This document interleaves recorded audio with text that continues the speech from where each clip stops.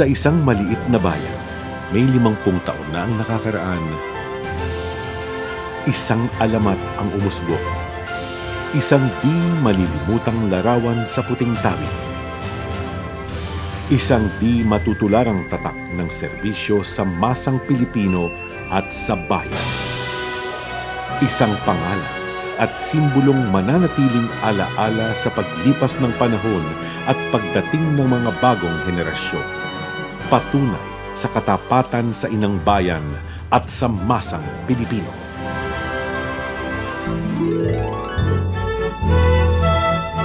Makalipas ang isang henerasyon, isang makabagong nilalang na bahagi ng angkang Ehersito Estrada, si Joseph Victor o JV sa kapamilya at kaibigan ang nag-umpisang umukit ng kanyang sariling tadhana.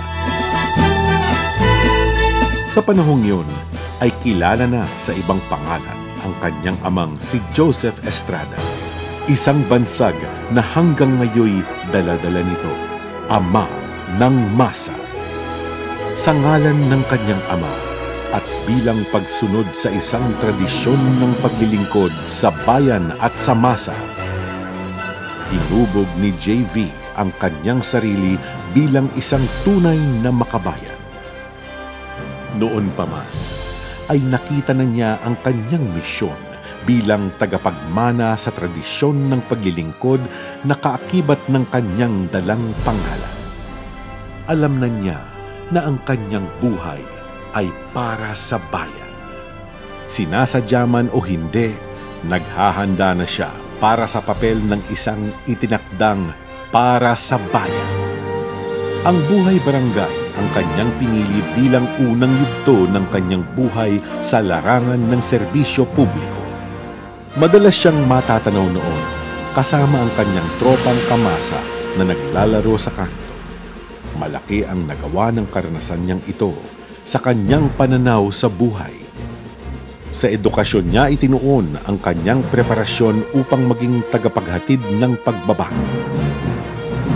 Pinalad siyang makapag-aral sa Xavier at sa Lasal dahil nakatulong ang mga institusyong ito upang higit pang tumindi ang kanyang paniniwala na edukasyon ang makapaghahatid ng tagumpay sa pamilya at sa pag-asenso ng bayan ay nakasalalay sa pag-angat ng pamilyang Pilipino. Ibinuhos niya ang kanyang sarili sa pagsasanay sa youth leadership bilang paghahanda sa kanyang mga magiging responsibilidad pagdating ng panahon.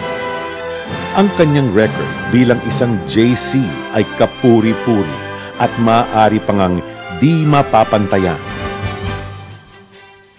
Naging producer pa siya sa tanyag na Miss Saigon. Di naglaon ay handang-handa na si JV upang tanggapin ng kanyang unang hamon para sa bayan sa larangan ng serbisyo publiko. Noong taong 2001, siya ay pinili ng mamamayan ng San Juan bilang kanilang alkalde. Hindi nagtagal at agad ding naramdaman ng kanyang mga kababayan ang biyayang dulot ng kanyang panunungkulan. Mula 300 million, umakyat ang revenue ng San Juan sa 1 bilyon sa loob ng 6 na taon o 100 milyon pag-akyat kada taon. Napakarami pang naitalang tagumpay ng kanyang liderato. Sa ilalim ng kanyang pangangasiwa, pinarangalan ang San Juan ng pamahalaan bilang Best Managed LGU. 2 beses umani ng AA credit rating mula sa LGU Guarantee Corporation. Hindi may kakaila ang mga datos para sa fiscal year 2006. San Juan ang pinakamataas ang cash-in bank sa lahat ng bayan na umabot ng 526.65 million. At pinakamataas ding gross income na naitala sa 686.56 million. Kahit pa siya'y nabibilang sa hanay ng oposisyon, kaya't walang nakukuhang tulong mula sa pamahalaan, natamo ni Mayor JV ang pagtitiwala at suportang pinansyal ng pribadong sektor.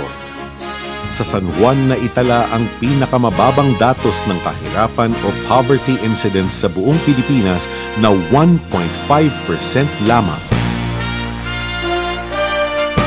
Ngunit higit pa rito at higit pa sa mga infrastrukturang naipatayo at malalaking proyektong naisagawa sa panahon ng kanyang panunungkulan ay ang pag-angat sa antas ng pamumuhay ng mamamayan ng San Juan.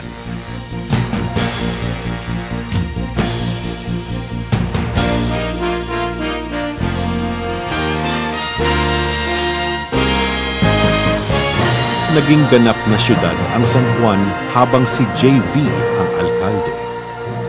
Naitatag ang kauna-unahang kolehiyo sa San Juan sa ilalim ng administrasyon ni JV matapos niyang lumagda sa isang kasunduan upang makapagbukas ng PUP sudlong ng San Juan sa isang lupain na donasyon din ng pamahalaang lungsod. Layunin ni JV ang mabigyan ng dekalidad na edukasyon ang kabataan ng San Juan, maging ang iba pang nagmumula sa Karatig Pook. Sa hakbangin ito, malinaw ang patuloy na pagsusulong ni JV sa kanyang advokasya para sa edukasyon bilang daan sa pag-unlad ng kabataan at ng bayan. At siya rin ang nagsikap upang maipatayo ang Museo ng Katipunan, isang dambana ng kadakilaan ng lahing Pilipino alaalang nais niyang buhayin sa habang panahon sa isip at puso ng kanyang mga kababayan. Napakarami pa niyang inaning papuri habang siya'y nanunungkulan bilang alkalde. Sa katunayan, alkalde pa nga lang siya'y nabanggit na ang kanyang pangalan bilang karapat-dapat na kandidato sa Senado. Ngunit alang-alang sa pagkakaisa ng partidong kanyang kinabibilangan at muli para sa bayan, isinantabi niya ang lahat ng ito at piniling tumakbo muli para sa kanyang ikatlo at panghuling termino bilang alkalde. Muli, nagwagi si JV sa isang landslide.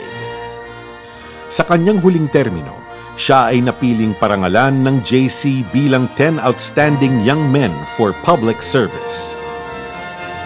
Taong 2010 at nagbukas ang isang bagong kabanata sa buhay ni JV Ejercito Estrada nang siya ay mapili ng kanyang mga kababayan bilang kanilang kinatawan sa Kongreso.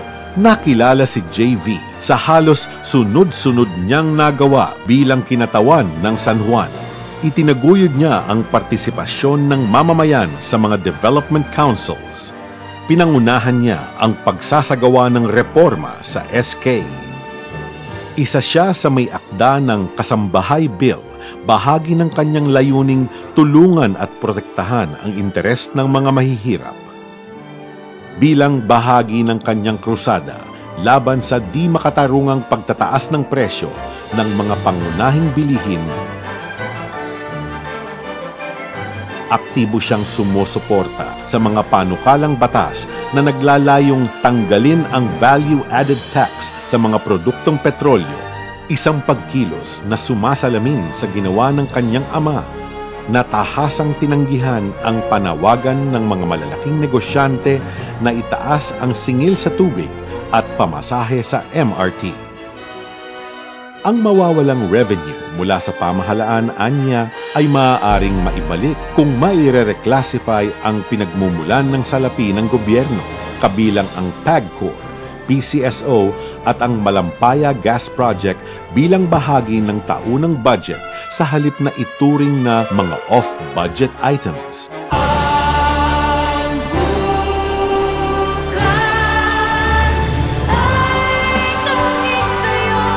Mula sa isang tahimik na street parliamentarian na lumalaban sa tiwaling rehimen ni Arroyo,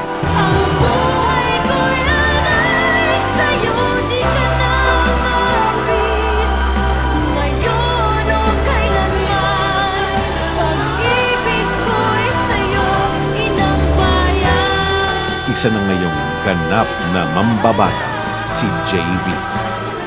Anuman ang maging kapalaran ni Joseph Victor Ejercito Estrada sa mga susunod pang taon ay ilalatag din sa takdang panahon ng tadhana. Ganon din ang naging karanasan ni Joseph Ejercito Estrada. Sa ngalan ng ama ng masa, ang daan tungo sa paglilingkod ay siya ring tinatahak ng anak. Ngayon pa lamang ay tinuturing na siyang isa sa mga susunod na henerasyon ng ating mga senador batay sa resulta ng maraming mga survey. Malayo na ang narating at marami nang nagawa si JV sa kanyang kagustuhang maging tapat na tagapagtaguyod sa tradisyon ng paglilingkod ng angkan na kanyang pinabibilangan.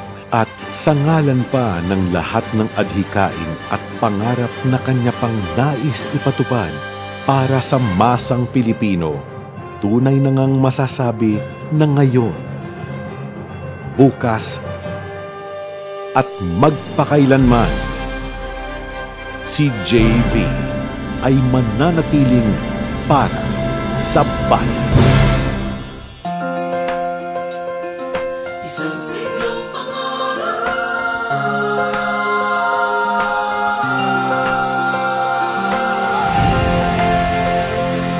matutupad na.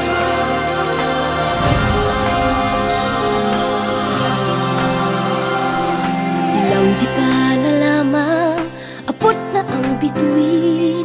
Ilang usad pa sana, langit mararating. Isang siglong pangarap, matutupad lahat. Basta't sabay-sabay kikilos. Basta't sabay-sabay, walang atlas-atlas. Angat Pinoy angat, may bago kang dangal. Angat Pinoy angat, manahin mo ang bukas. May bago kang umaga. Angat Pinoy angat. isang siglong